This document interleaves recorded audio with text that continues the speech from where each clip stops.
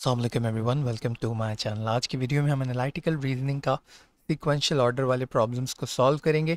इन सवालों की जो सबसे पहले ट्रिक मैंने आपको बताई थी कि आपने डिफरेंट जो आपको कंडीशंस गिवन हैं उनको एक डायग्राम की फॉर्म में, किसी ग्राफ की फॉर्म में जो है वो आपने बना लेना है ताकि आपको आसानी हो।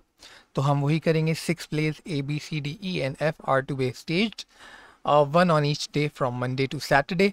ये हमारी जो है वो सिचुएशन है, यानी 6 प्लेस जो है वो परफॉर्म होने हैं, स्टेज्ड होने हैं मंडे से सैटरडे तक। तो मैंने यहाँ पे वो आपका जो Monday, Tuesday, Wednesday, Thursday, Friday और सैटरडे ये वीक के डेज लिख दिए। और नीचे जो है कौन सा जो स्टेज जो प्ले है वो स्टेज होगा किस डे पे, उसके लिए जगह छोड़ दी है। अब हम एक एक करके तमाम कंडीशंस को जो है वो लिख लेते हैं। A must be staged a day before E, यानी ए और ई जो है वो एक साथ परफॉर्म होंगे। एक दिन ए होगा तो कंसेक्यूटिव डे पे ई होगा। C must not be staged on Tuesday, यानी सी जो है वो ट्यूसडे को परफॉर्म नहीं हो सकता। B must be stage on the day following the day on which F is staged, तो एफ और बी जो है वो एक साथ परफॉर्म होंगे। पहले एफ परफॉर्म होगा फिर बी परफॉर्म होगा।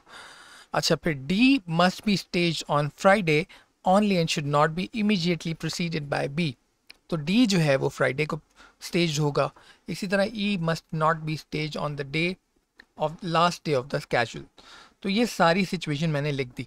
इन सवालों में सबसे पहले जो फिक्स होते हैं ना आपके जो भी नंबर्स, वो आपने पहले लिख देने होते हैं। जैसे D जो है वो फ्राइडे को परफॉर्म होगा, तो आप क्या करोगे, फ्राइडे पे आपने D लिख दिया।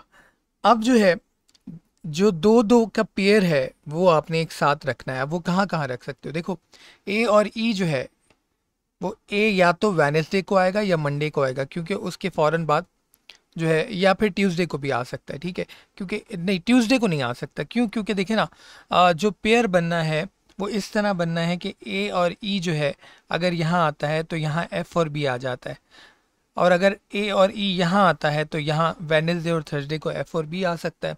तो अब सवाल ये पैदा होता है कि ए और ई को जो है वो वेडनेसडे थर्सडे पे रखना है या मंडे ट्यूसडे पे रखना है। तो ए और ई की कोई और कंडीशन आपको यहाँ पे गिवन है या नहीं, आप ये देखेंगे।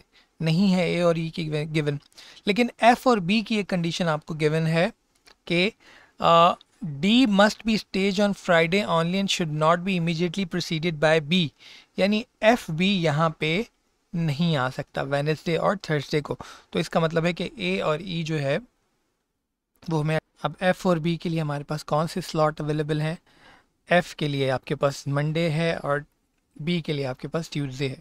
अब आपके पास एक रह गया, वो रह गया सी, वो आपका सैटरडे पे आ जाएगा। इस तरह से ये जो हमारा सीक्वेंस बना, ये सारी कंडीशंस को जो है वो पास करता है। ठीक है, अब ये हमारा जो है वो आधा काम तो हो गया। अब हमने क्या करना है कि इसकी बेसिस के ऊपर अपने सवाल सॉल्व कर लेने हैं। Which of the following plays immediately follow B, तो कौन सा प्ले जो है वो बी को फॉलो, जो इमीडिएटली जो है वो बी के साथ है, तो वो है आपका ए।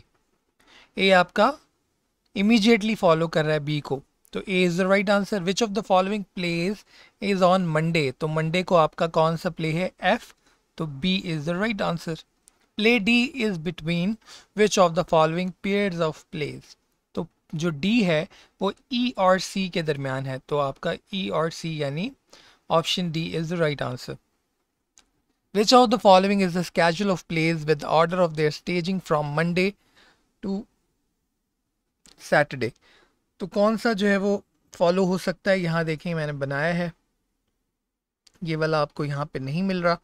अगर आप चाहें तो आप सारी कंडीशंस दोबारा इसके ऊपर लगा सकते हैं। जब आप वो देखेंगे तो आपको हर कंडीशन में कोई ना कोई ऑब्जेक्शन नज़र आएगा।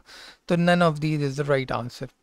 Play C can not definitely be stage on which of the following day, तो ऐसा कौन सा दिन है जिसको जो है वो सी परफॉर्म नहीं हो सकता, तो वो दिन है आपका डी, फ्राइडे, क्योंकि फ्राइडे वाले दिन सिर्फ और सिर्फ डी परफॉर्म होना है। तो आपका option C is the right answer. अच्छा जी, इसके बाद मैंने यहाँ पे आपसे एक जो है आइंस्टाइन की कोटेशन शेयर की है। We can not solve our problems with the same thinking we used when we created them. It's mean कि प्रॉब्लम सॉल्विंग आपसे कुछ ज़्यादा मांगती है।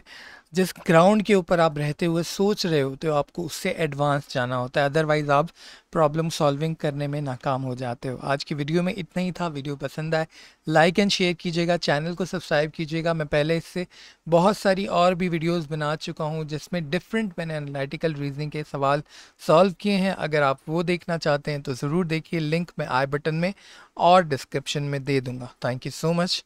अल्लाह हाफिज़।